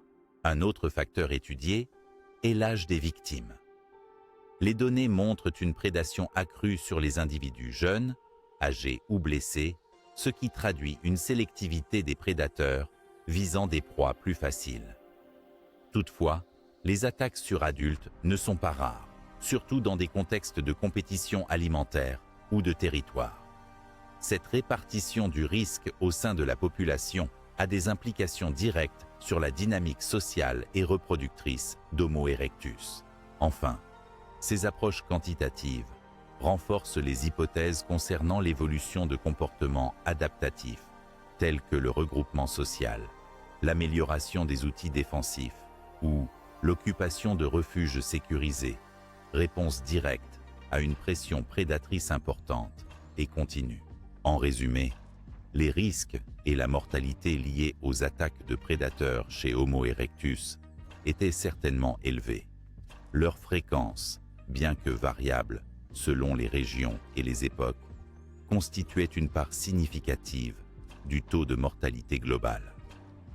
Ces pressions ont façonné la trajectoire évolutive humaine, favorisant des adaptations biologiques et comportementales complexes destinées à maximiser les chances de survie. Nous approfondirons dans les sections suivantes les conséquences précises de cette pression sur l'évolution comportementale et physiologique des hominines archaïques, ainsi que l'évolution des stratégies de gestion du risque face aux prédateurs chez Homo sapiens archaïques. Les pressions exercées par les grands prédateurs au cours du Plio-Pléistocène ont eu des conséquences profondes et durables sur l'évolution des hominines archaïques, tant sur le plan comportemental que physiologique. La menace constante de la prédation a agi comme un puissant moteur de sélection naturelle, favorisant l'émergence de traits adaptatifs spécifiques destinés à améliorer la survie de ces premiers humains face à un environnement hostile et instable. D'un point de vue comportemental, l'une des évolutions majeures réside dans le développement accru de la vigilance et de la capacité d'anticipation des dangers. Les hominines ont sans doute développé des sens affinés, une meilleure attention portée aux signes d'approche des prédateurs, ainsi qu'une capacité à émettre et interpréter des signaux d'alerte au sein du groupe. Cette vigilance constante impliquait une charge cognitive supplémentaire, contribuant à stimuler l'évolution des capacités cérébrales, notamment dans les régions associées à la perception visuelle, à la mémoire spatiale et à la communication. Par ailleurs, les hominines archaïques ont renforcé leurs comportements sociaux de protection mutuelle. La tendance à vivre en groupes plus larges et plus structurés s'est accrue, procurant des avantages multiples: surveillance collective, défense coordonnée, partage d'informations et soins aux individus blessés ou vulnérables. Ces dynamiques sociales favorisaient la survie des individus tout en posant les bases d'une organisation sociale complexe, précurseur de systèmes sociaux plus avancés caractéristiques des Homo sapiens ultérieurs. L'usage et la sophistication croissante des outils constituent une autre conséquence majeure des pressions prédatrices. Les premiers hominines ont perfectionné la fabrication d'outils, non seulement pour la chasse et la préparation des aliments, mais aussi comme moyen de défense et d'intimidation contre les carnivores. L'amélioration des techniques de taille, la diversification des instruments, pointes, éclats tranchants, bâtons contondants, ont renforcé leur capacité à se défendre efficacement, à repousser ou décourager les attaquants. Cette innovation technologique est intimement liée à l'évolution cognitive, soulignant la corrélation entre défis environnementaux et capacités adaptatives. Sur le plan physiologique, la pression prédatrice a contribué à promouvoir un certain nombre de traits morphologiques. L'augmentation progressive de la taille corporelle et de la robustesse des hominines aurait constitué un avantage face aux attaques, offrant plus de force physique et accroissant la capacité à résister aux assauts. De même, l'évolution de la bipédie, assurant une locomotion efficace et rapide, a été un atout majeur pour fuir les prédateurs et accéder rapidement à des refuges. L'adaptation de la vision en milieu ouvert, avec un champ visuel élargi et une meilleure perception des mouvements, est également une réponse physiologique à la chasse à risque. Cette acuité visuelle, combinée à la dextérité manuelle croissante, renforçait la capacité des hominines à détecter précocement la présence de prédateurs et à manipuler des objets défensifs. En outre, certains chercheurs suggèrent que ces pressions ont influencé la sélection de traits affectifs et émotionnels, tels que la peur adaptative, la prudence ou la timidité face au danger, qui poussaient à éviter les situations à risque. Ces réponses psychologiques ont une dimension évolutive, contribuant à des comportements conservateurs, mais essentiels à la survie. Enfin, la coévolution avec les prédateurs a probablement stimulé la capacité d'apprentissage social et de transmission culturelle.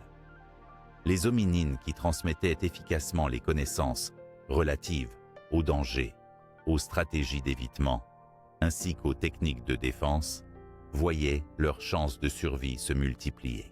Ainsi, les conséquences des pressions exercées par les grands prédateurs sur l'évolution des hominines archaïques se manifestent par une complexification du comportement social, un affinage des capacités cognitives, une diversification des outils et des adaptations physiologiques spécifiques.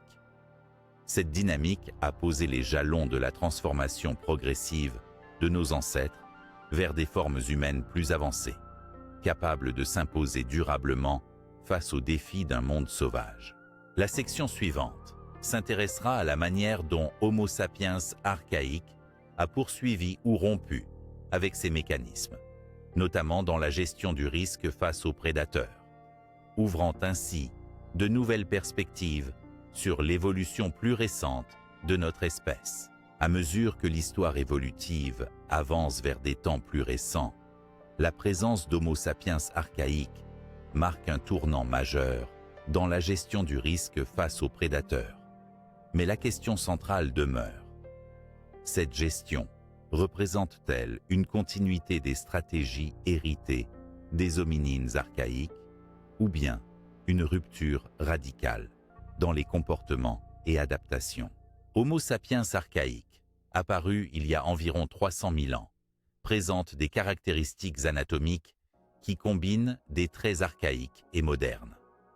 Cette espèce a vécu dans des environnements variés à travers l'Afrique, l'Europe et l'Asie, souvent en coexistence avec d'autres groupes humains et une Méditerranée faune de carnivores qui faisait peser une menace réelle et constante. Face à ces prédateurs, il est pertinent d'examiner comment Homo sapiens archaïque a su évoluer, tant sur le plan cognitif que social, pour gérer cette dangereuse interaction. Sur le plan comportemental, on observe une potentielle continuité avec les stratégies d'alerte, de regroupement et d'usage d'outils, mais avec une sophistication notable. Les données archéologiques montrent un usage plus accru et varié des outils, incluant des armes spécifiquement dédiées à la chasse et à la défense, comme les lances et, plus tard, les armes à projection. Ces outils reflètent non seulement une évolution technologique, mais aussi un changement dans la manière d'aborder la prédation, avec une capacité à attaquer à distance, réduisant considérablement le risque d'attaque directe. Les fossiles et les sites archéologiques suggèrent également une organisation sociale plus complexe, impliquant des groupes plus grands, des échanges d'informations élaborés et peut-être une organisation hiérarchique. Cette organisation favorise une meilleure coordination défensive, une surveillance étendue et des tactiques collectives pour repousser ou éviter les prédateurs. Cette évolution sociale montre une continuité dans la coopération, mais sur un mode plus développé. Cependant, il existe aussi des signes d'une rupture possible. Homo sapiens archaïque semble avoir adopté des techniques de gestion du territoire plus systématiques, développant des campements semi-permanents et maîtrisant mieux leur environnement grâce à la maîtrise du feu et à la création d'abris durables. Ces changements amorcent une nouvelle manière d'interagir avec les prédateurs, une sorte d'appropriation du paysage où la menace se réduit par le contrôle accru du milieu. De plus, certains indices culturels, comme l'apparition possible de rituels, d'art pariétal ou de sépultures, pourraient refléter une conscience plus aiguë du danger et une tentative symbolique de conjurer la peur liée aux prédateurs. Cette dimension psychologique et sociale semble caractéristique d'une rupture vers des comportements plus élaborés, ancrés dans la culture et la cognition symbolique. Les adaptations physiologiques aussi montrent des évolutions. Bien que la taille corporelle reste globalement comparable à celle des hominines antérieures, une meilleure endurance et une agilité accrue peuvent être envisagées, probablement liées à des modes de déplacement optimisés pour échapper efficacement aux prédations, notamment dans des environnements plus variés et souvent plus difficiles. Enfin, la dispersion géographique d'Homo sapiens archaïques vers des régions où la faune prédatrice n'était pas la même, met en lumière une plasticité comportementale renforcée, une capacité d'adaptation sociale et technique leur permettant de gérer de nouveaux risques dans des environnements différents. En synthèse, la gestion du risque face aux prédateurs chez Homo sapiens archaïques semble à la fois marquée par une continuité des stratégies héritées, vigilance, coopération, outils, et par une rupture significative liée à l'évolution technologique, sociale et cognitive. Cette dualité a sans doute joué un rôle central dans le succès évolutif de cette espèce, posant les fondements des comportements modernes. Cette réflexion prépare le terrain pour une comparaison approfondie des indices de prédation selon les contextes géographiques variés en Afrique, en Asie et en Europe, afin de mieux appréhender les spécificités régionales dans la relation entre hominines et prédateurs, thème que nous aborderons dans la section suivante. Pour enrichir notre compréhension des pressions exercées par les prédateurs sur les hominines, il est essentiel d'examiner comment ces interactions ont varié selon les contextes géographiques majeurs que furent l'Afrique, l'Asie et l'Europe au cours du Pliopléistocène. Chaque région présentait un ensemble particulier de conditions écologiques, de types de prédateurs et de populations humaines, ce qui a engendré des différences notables dans les indices de prédation observés sur les fossiles. En Afrique, berceau de l'humanité et foyer principal des premiers hominines, les preuves de prédation sont abondantes et particulièrement bien documentées grâce à des sites emblématiques tels que Swartkrans, Olduvai-Gorge ou Coobifora. On y retrouve une grande diversité de carnivores, allant des grands félins comme Panthera leofossilis aux hyénodontidés et crocodiliens géants tels que Crocodylus anthropophagus. Les marques de morsures sur ossements d'hominines y sont fréquentes, avec une variété de signatures correspondant aux différents types de prédateurs. Ces indices témoignent d'une pression prédatrice intense, favorisant des adaptations comportementales et sociales chez les populations humaines, notamment en matière de vigilance et d'organisation collective. L'Asie, quant à elle, présente un tableau différent. Les hominines et leurs prédateurs y ont cohabité dans divers environnements, de forêts denses aux steppes ouvertes. Les grands félins, notamment certains machérodontes et félins machérodontiformes, étaient présents, mais la composition faunique était aussi marquée par des carnivores endémiques et parfois très spécialisés. Les marques de prédation sur fossiles y sont moins abondantes qu'en Afrique, ce qui pourrait s'expliquer par une densité de population humaine plus faible ou par des stratégies d'évitement plus prononcées. Des fossiles retrouvés dans des sites tels que Zhukudian, Chine, témoignent cependant d'attaques sur Homo erectus asiatique, avec des traces compatibles avec la présence de félins et d'autres carnivores. En Europe, le contexte est encore différent. Les premiers hominines, notamment les néandertaliens, ont dû faire face à une faune de prédateurs variés, comprenant les lions des cavernes, les hyènes des cavernes et des tigres à dents de sabre, adaptés aux conditions plus froides et forestières. Les marques de morsures retrouvées sur les os humains sont parfois associées à des luttes pour le territoire ou à la compétition avec ces carnivores. Dans ce contexte, les risques de prédation sont étroitement liés à la saisonnalité et à la configuration des habitats, souvent boisés ou montagneux, offrant à la fois des possibilités d'embuscade et des refuges potentiels pour les hominines. Une comparaison synthétique de ces régions montre que l'Afrique se distingue par une densité plus forte et une diversité plus élevée de prédateurs capables d'attaquer les hominines, ce qui se reflète dans des indices de prédation plus nombreux et variés. À l'inverse, l'Asie et l'Europe présentent des situations où la pression prédatrice, bien que présente, est modulée par la composition spécifique de la faune, les stratégies d'adaptation des hominines et les particularités des milieux naturels. Cette diversité dans les contextes géographiques souligne également l'importance des adaptations locales, des innovations comportementales et technologiques, ainsi que de la plasticité écologique des populations humaines.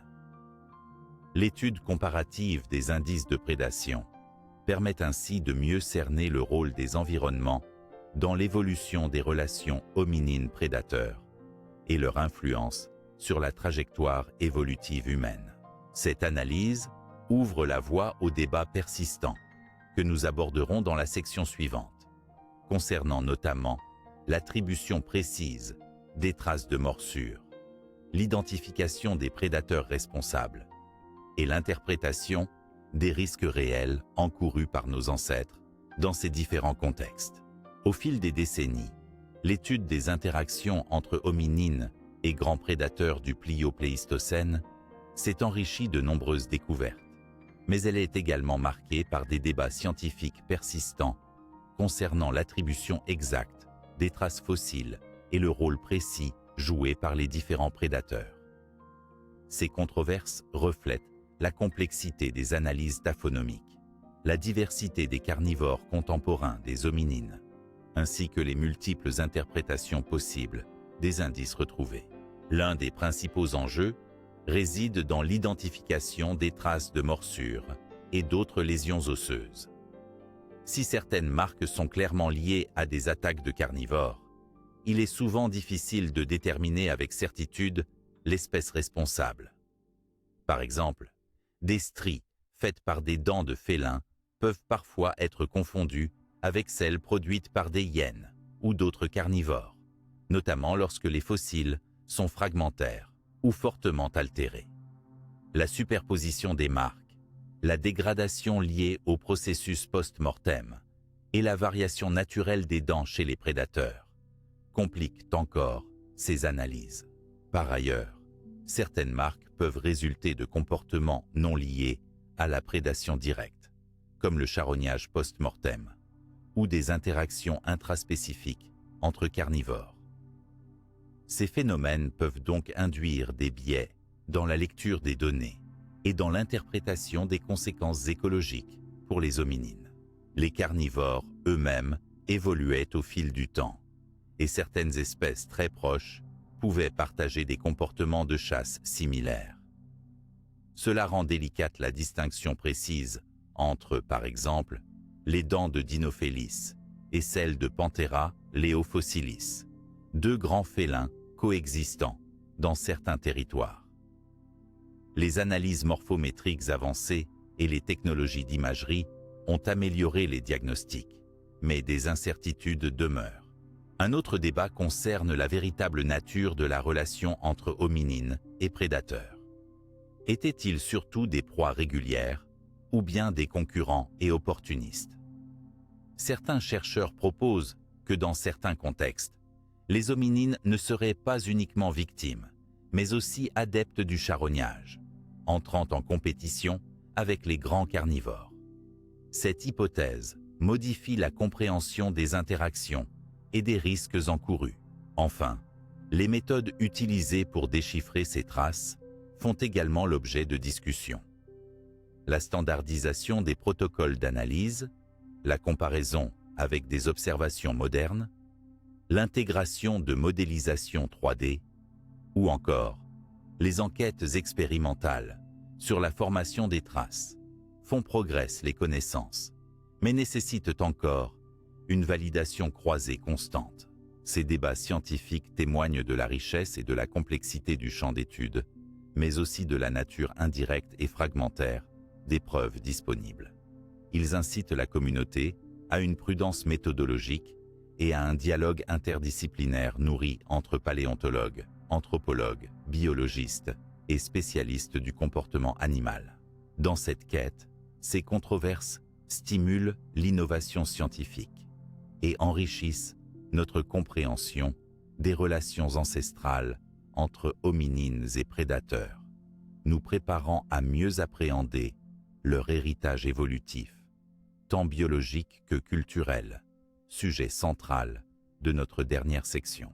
Nous arrivons à la conclusion de notre grande exploration sur les relations anciennes entre hominines et leurs redoutables prédateurs.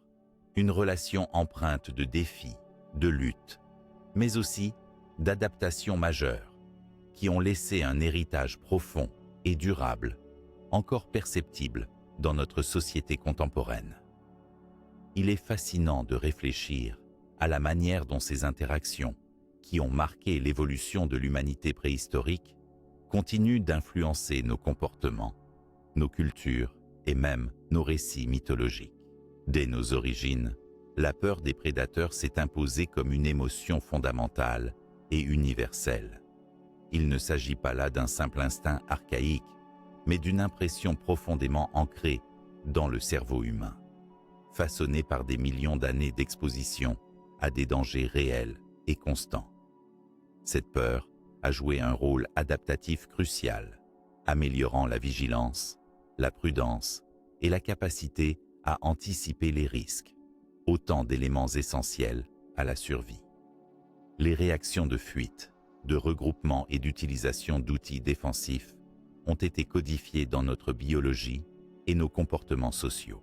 Mais cette peur ancestrale s'est aussi muée en source d'inspiration culturelle. À travers les âges, les grands prédateurs ont été intégrés dans la mythologie, les croyances et les récits symboliques des peuples humains. Les lions, tigres à dents de sabre, ou même les redoutables crocodiles, ont souvent été perçus comme des êtres puissants, parfois maléfiques, parfois protecteurs, reflétant l'ambivalence du rapport que l'homme entretient avec la nature sauvage. De nombreux mythes, légendes et symboles expriment cette peur fondamentale, mais aussi l'admiration pour la force, la ruse et la dangerosité incarnée par ces animaux. Dans certaines cultures, la confrontation avec ces prédateurs a été ritualisée, transformée en rite chamanique ou cérémonie destinée à apprivoiser la menace. Ces pratiques culturelles peuvent être vues comme des prolongements symboliques de la lutte ancestrale pour la survie, traduisant une élaboration mentale des dangers rencontrés.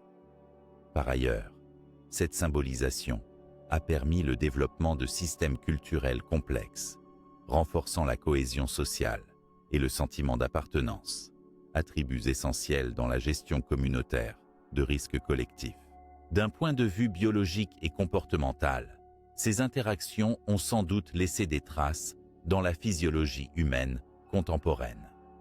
Les mécanismes de stress, les réactions instinctives face à un danger perçu, ou encore les capacités cognitives de planification et d'évaluation des menaces, s'inscrivent dans un bagage évolutif venant directement de ces temps anciens. Sur le plan de l'adaptation, le progrès technologique moderne trouve ses racines dans cette coévolution ancienne.